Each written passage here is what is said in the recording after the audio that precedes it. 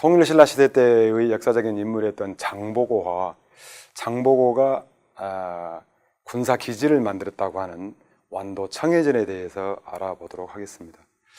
장보고는 신라에서 태어나서 중국에 가서 활동을 하다가 다시 신라에 돌아와서 여러 가지 행적을 남겼던 분입니다. 그래서 장보고에 대해서 먼저 알아보고, 그 다음에 장보고가 군사 기지였던 청해전을 설치했던 그런 완도 청해전 유적에 대해서 알아보도록 하겠습니다.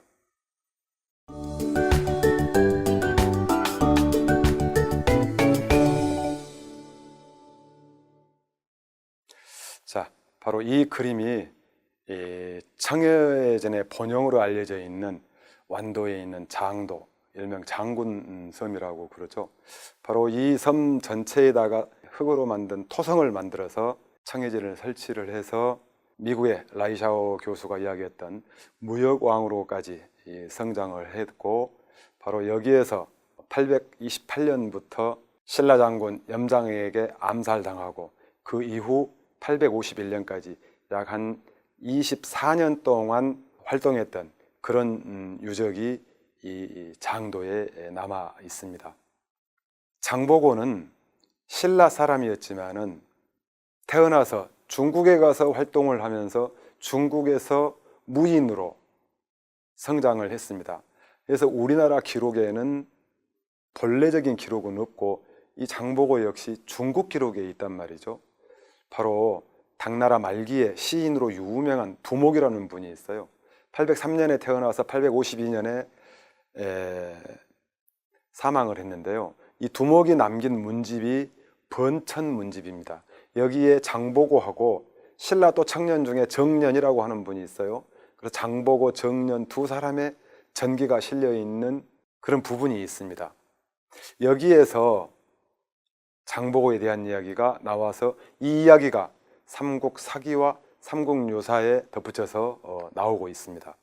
그 다음에 이 장보고 때문에 일본에서 신라에 왔다가 신라에서 다시 당나라에 가고, 역으로 당에서 살다가 다시 장보고 선단에 의해서 일본까지 무사히 갈 수 있었던 일본의 스님이 있었는데, 원인 엔닌이라고 하는 분이죠. 일본에 돌아가서 자각대사가 됩니다. 그러면서 장보고에게 입었던 그런 그 은혜가 태산과 같았다. 그래서 장보고에게 여러 차례 편지를 보낸 그런 문헌입니다. 그리고 여기서 엔닌이 장보고를 적산명신 신라신이다 이렇게 이야기를 하고 있습니다. 자, 당의 저명한 시인이었던 두목은 번천문집에 있다고 그랬잖아요. 그 내용을 소개하면 다음과 같습니다. 신라 사람 장보고와 정년이라고 하는 사람은 신라로부터 당나라 서주, 오늘날 강소성 북부에 있는 도시입니다. 이곳에 와가지고 군중소장, 우리나라로 보면은 연대장 혹은 대대장급 정도 됐을 거라고 추정이 됩니다. 이 군중소장이 되었다고 그래요. 당시 장보고는 30살이었습니다. 정년은 그보다 10살 아래인 20세였습니다. 그래서 정년이 장보고를 형으로 불렀다고 이렇게 합니다. 이 두 사람은 모두 싸움을 잘하여 말 타고 창을 휘둘렀는데, 그들의 본국 즉 신라하고 당나라 서주에서 능히 이 두 사람을 대적할 사람이 없었다 이렇게 기록을 하고 있습니다. 그 다음에 정년은 바닷속에 들어가 땅을 밟을 수 있었고 50리를 헤엄쳐도 숨이 막히지 않았다 이렇게 해서 아주 물하고 밀접, 아주 물에서 뛰어난 실력을 발휘했다 이렇게 되어 있습니다. 이 두 사람은 서로 용감함과 건장함을 겨루었는데 장보고가 다소 정년에게 미치지 못하였다고 합니다. 장보고는 나이가 위라는 이유로 10살, 정년은 무예가 앞선다는 이유로 이 둘은 항상 다투면서 서로 아래에 있지 않으려고 했다고 합니다. 후에 장보고는 신라로 돌아갔습니다. 신라에 돌아가서 당시의 왕이었던 해강왕에게 다음과 같이 여쭙습니다. 지금 당나라 곳곳에 신라 사람이 노비가 되어 있습니다. 청해라고 하는 곳에다가 군사 기지를 설치를 해가지고 이 신라 사람들을 잡아다가 노비를 삼는 이 해적들, 이런 사람들을 다 해체해야 되겠다. 그런 것을 하려면 청해에 진을 설치해야 된다 하고 했습니다. 그러자 신라 왕은 1만 명의 사람을 주었는데 이거는 장보고가 요청했기 때문이다. 이렇게 지금 기록이 되어 있죠. 자, 9세기 전반 830년을 전후한 이 시기에 뭐라고 나오냐면은 해상, 즉 서해안과 우리 신라의 남해안, 이 해상에 신라 사람을 잡아다가 파는, 노비로 파는 그러한 해적들이 없게 되었다. 이렇게 나오죠. 그래서 장보고는 이미 신라에서 귀한 사람, 곧 청해진 대사가 되어 있었다. 이렇게 두목의 번천문집에 소개되어 있습니다. 이어서 보면은 정년은 장보고가 떠나자 군대에서 나와가지고 있었는데 이제 관인이 아니기 때문에 정년이 굶주림과 추위에 허덕이고 있었다고 그래요. 그래서 어느 날 그때 자기가 알고 있던 군 지휘자였던 풍은구라고 하는 사람을 찾아가서 정년이 신라로 돌아가 장보고의 몸을 맡기고 싶다 이렇게 이야기를 했다고 그래요. 이러자 풍은규는 정년 너하고 장보고는 서로 원한을 품고 있지 않느냐, 가서 그 손에 죽으면 어찌할 것인가 라고 했습니다. 그러자 정년이 뭐라고 그랬냐면은 굶주림과 추위로 죽는 것보다 싸워 죽는 것이 낫다, 하물며 고향에 가서 죽는 것이 아니냐 하면서 정년은 마침내 신라로 돌아왔습니다. 그러면서 장보고를 만났습니다. 장보고가 잔치를 베풀어 가지고 지극히 대접을 했다고 그래요. 그런데 이 잔치가 끝나기 전에 국사, 나라에서 파견된 사신이죠, 경주에서 내려온 사신이죠, 이 사람이 와서 뭐라고 그러냐, 이 김명이라고 하는 대신이 신라 43대 왕 해가왕을 죽였습니다. 그런 국난이 일어났다고 그래요. 그래서 이 김명은 44대 민효왕이 됩니다.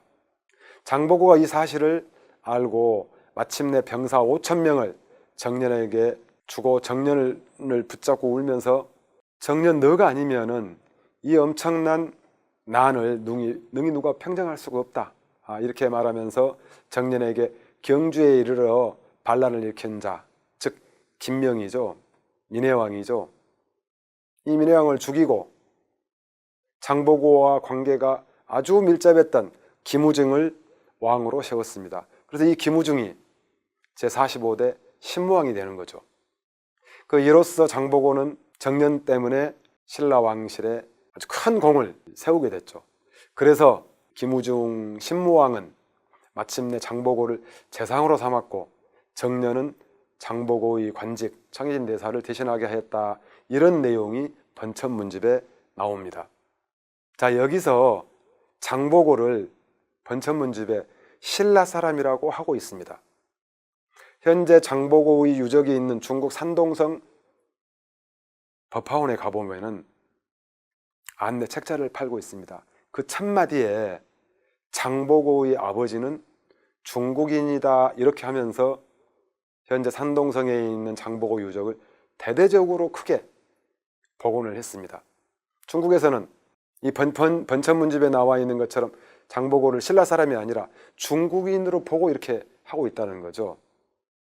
그런데 당시의 기록에서 장보고가 신라 사람이라고 했으니 또 우리나라 후대의 기록들에서 계속 신라 사람이라고 하고 현재 그 유적이 전라남도 완도군 장도에 잘 남아있기 때문에 장보고가 신라 사람인 것은 부정할 수 없다, 이렇게 보여집니다.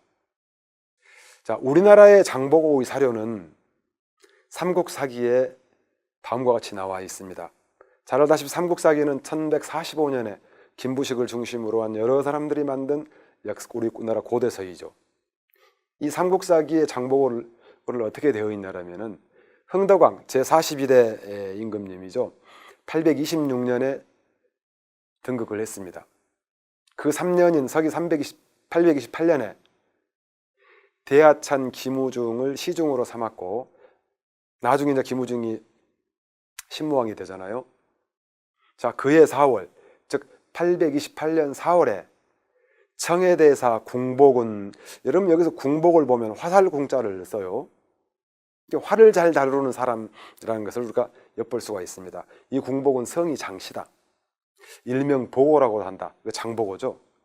당나라 서주에 들어가 군중 소장이 되었다. 중국의 무인이 됐다는 거죠. 후에 귀국하여 임금님을 아련하고 군사 1만 명으로 청해진, 청해는 지금의 완도이다, 이렇게 줄을 달고 있습니다. 청해진을 지키게 되었다, 이렇게 삼국사기에는 기록이 되어 있죠. 삼국유사에는 더 구체적으로 기록이 되어 있습니다. 신무대왕 김우중이죠. 염장, 그 당시에 장군입니다. 신라 장군. 궁파. 자, 여기서는 궁복이라고 하니까 또 궁파라고 나와요. 여기도 화살궁자를 씁니다. 이런 걸 보면 장보고는 활을 잘 다룰 줄 아는 사람이었다라고 하는 것을 짐작을 해볼 수 있는데요. 이 삼국유사 내용을 보면은 신라 제45대 신무대왕 김우징이었죠. 신무대왕이 아직 왕이 되기 전 김우중이라는 신분대였죠. 의협심이 강했던 궁파에게 말했습니다. 나에게, 김우중에게 같은 하늘 아래에서 살 수 없는 원수, 즉 44대 민해왕이죠. 원수가 있다. 장보고 너가 나를 위해서 이 민해왕을 없애준다면 왕위에 오른 뒤 내 딸을 왕비로 삼겠다, 이렇게 이야기를 했다고 합니다. 궁파는 그렇게 하겠다고 하고, 즉 장보고죠, 마음과 힘을 합쳐 군사를 일으켜 경주로 쳐들어가 그 일을 끝내 이루어냈습니다. 왕위를 빼앗은 뒤 궁파의 딸을 왕비로 삼으려고 했는데 여러 신하들이 강력하게 반대하여 말하였습니다. 궁파는 출신이 미천합니다. 임금님께서 그 딸을 왕비로 맞아들이는 것은 아니되옵니다, 이렇게 한단 말이죠. 여러분, 신라는 골품 사회입니다. 신분제 사회입니다. 미천한 사람이 출생이 왕비가 될 수 없다는 것이죠. 그 당시 궁파는 청해진에서 진을 치고 있었는데 왕이 약속을 어기고, 신무왕이죠, 김무중이죠, 어긴 것을 원망해가지고 반란을 일으키려고 하였다. 이때 신라 장군 염장이 이 말을 듣고 왕에게 다음과 같이 아뢰었습니다. 궁파가 불충한 짓을 하려고 합니다.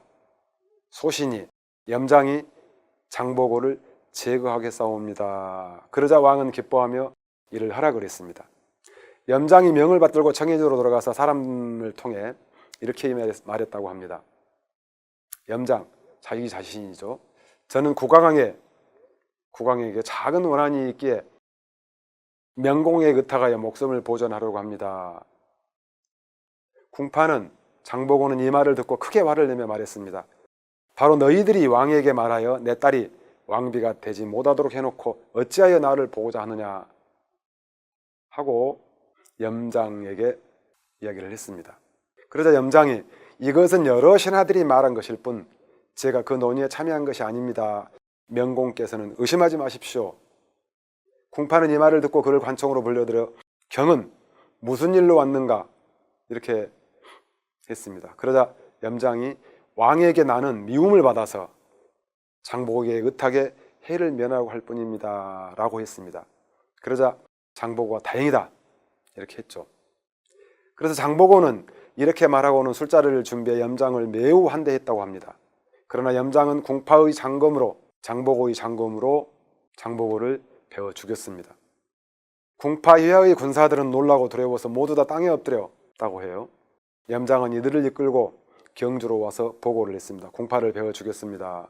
그러자 임금이 매우 기뻐하며 상을 내리고 아간, 육두품이 올라갈 수 있는 가장 높은 직급이죠. 아찬이죠. 아간의 벼슬을 내렸다, 이렇게 삼국유사에는 기록이 되어 있죠.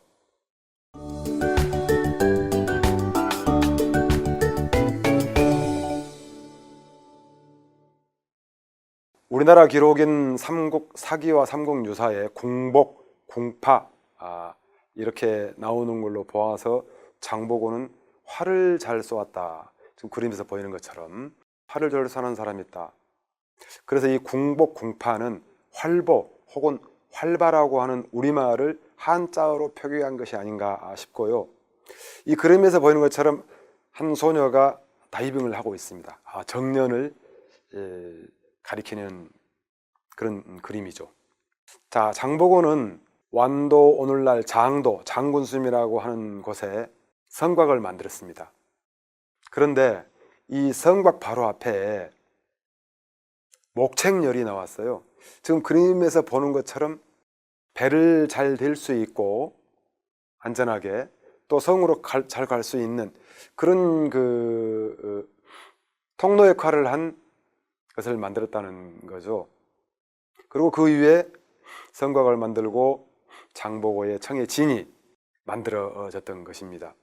이 청해진 설치는 서기 828년이라고 삼국사기에 나옵니다.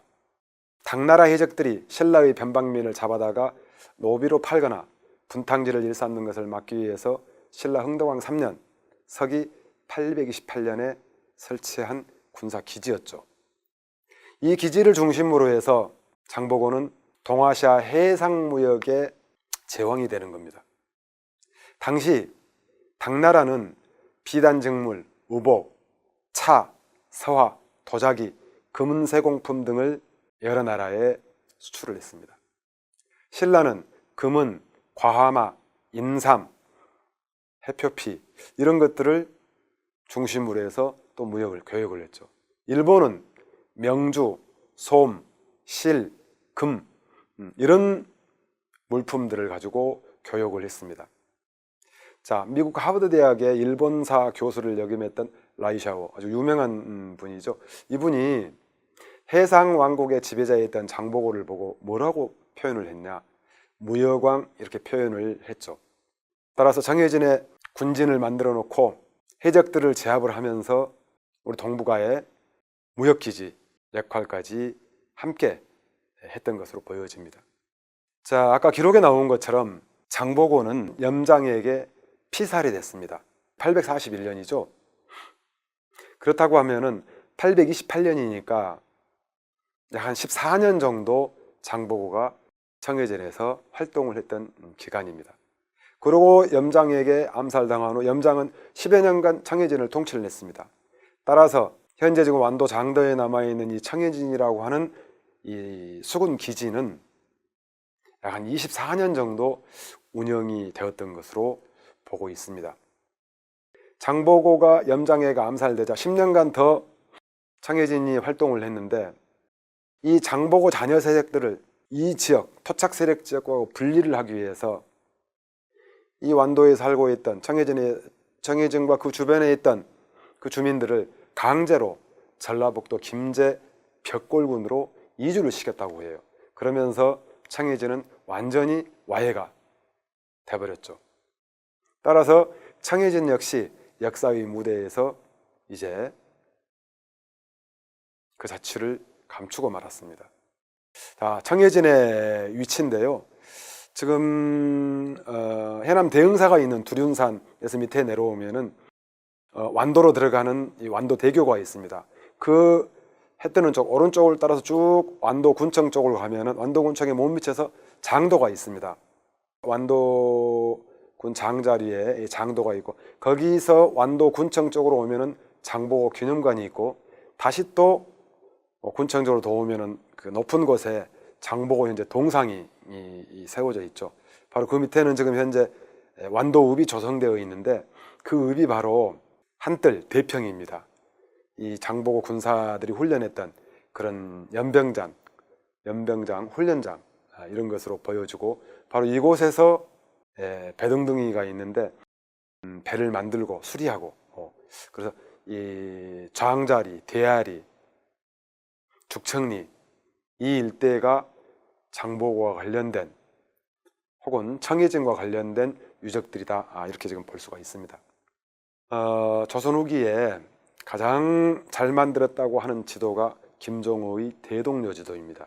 1861년에 만들었죠. 이 대동여지도는 김종호가 직접 발로 뛰면서 그렇기 때문에 정확성이 있다고들 이야기를 합니다. 자, 이 지도에서 보는 것처럼 신라 청해진이 오늘날 장도에 있는 것이 아니라 완도의 밑쪽에서 서쪽으로 좀 치우친 곳에 있습니다. 그 다음에 당시에 장보고 당시에 이제 법화사라고 하는 절이 있었다고 그러잖아요. 근데 이거는 이제 법화암으로 표현이 됐고 법화암은 장도하고 좀 가까운 곳에 있습니다.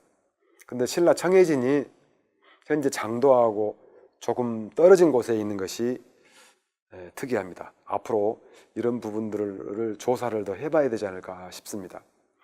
자, 장도는 현재 완도 청해진 유적으로 사적 제308호로 지정되어 있는데 여러 차례에 걸쳐서 국가에서 발굴을 했습니다. 그래서 현재 지금 토성의 길이가 약 한 890m 정도 되고 이 섬의 전체 면적이 약 한 38,000평 정도 되어 있는데요. 여기서는 치라든가 고대라든가 문지라든가 이런 유적하고 또 여러 가지 건물지, 폐화무지, 배수로, 매남유구 많은 것들이 조사가 됐는데 보겠습니다.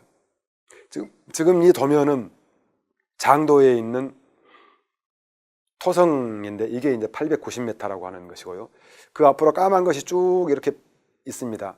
이게 300m가 넘는데요. 여기 약간 목책열이 나왔습니다. 여기에 이제 그 목책을 중심으로 해서 그 편편하게 만들어서 장도로 쉽게 들어갈 수 있는 그런 유구로 보여지죠. 자, 여기 지금 발굴을 해보니까 토성인데요. 밑에 이렇게 그 석축 기단 성렬이 쭉 보이죠. 이렇게 통일신라 시대 때에는 이 흙이 더 이상 밖으로 나가지 않게 발달된 기법입니다. 이렇게 돌멩이로 성렬을 놓고 그 위에다 이렇게 쌓았는데 여기 지금 성벽 판축 상태라고 하는 그림이 있습니다. 우리 시루떡처럼 켜켜 이렇게 다져서 이렇게 한단 말이죠. 이래야만이 이런 판축 기법을 통해서 토성을 만들어야만이 성곽이 굉장히 단단합니다. 그 당시에 만들어졌던 성곽을 지금 잘 정비해 놓는 그런 모습입니다. 발굴에서 나왔던 여러 가지 건물지들입니다. 상면만 보이는 이 부분, 이 태풍 때에 이것이 나왔어요. 그래서 발굴을 하게 됐더니 이렇게 기둥을 세웠다는 것이 조사가 됐죠. 자, 여기서 여러분들 여기 지금 보는 것처럼, 그림에 보이는 것처럼 도자기가 나왔습니다. 청자입니다. 이쪽은 백자고요. 그런데 우리 고려 청자처럼 하늘색, 피치색이 아니라 약간 누런색이 띈 것들입니다. 이건 우리 청자가 아니고 중국 청자란 말이죠. 중국 월주라고 하는 곳에서 제작돼 가지고 신라로 오고 또 이것이 교역선을 타고 일본까지 가서 일본에서도 똑같은 이런 중국 청자들이 출토가 되고 있습니다. 아직까지는 장보고 활동할 때까지는 우리나라에서 청자가 제작되지 않았다. 중국 것을 갖다가 사용을 했다. 이런 것을 알려줄 수 있는데요. 이 그림에서 보는 것처럼 이 청자가 닿는 접지면 이렇게 좀 둥글죠. 이걸 해무리굽이라고 그러는데요. 이게 우리나라 초기 청자이며 장보고 활동했을 때의 교역품으로 신라에 왔던 그런 것들이죠. 이런 청자들은 장보고 유적뿐만 아니라 광양의 마루산성, 광양의 옥룡사 이런 곳에서도 나오고 있습니다. 자, 장보고 유적 발굴을 했던 건물지에서 썼던 기와들입니다. 당시에 우리는 신라는 자기를 못 만들었기 때문에 이런 그릇을 썼단 말이죠. 지금 위에 있는 덧띠무늬, 주름무늬 이 병하고 밑에는 이 네 면을 이렇게 죽였어요. 이렇게. 그래서 사각 이런 것을 편병이라고 그래요. 바로 장보고 시대 때, 9세기 시대 때에 우리나라 곳곳, 신라 곳곳에서 나오는 그런 전형적인 유물들입니다. 그래서 이런 유물로 봐서도 이 장보고가 활동했던, 장보고가 생활했던 이 청해전 유적은 9세기 유물이 맞다. 고고학적으로도 증명이 됩니다. 자, 현재 모습인데요.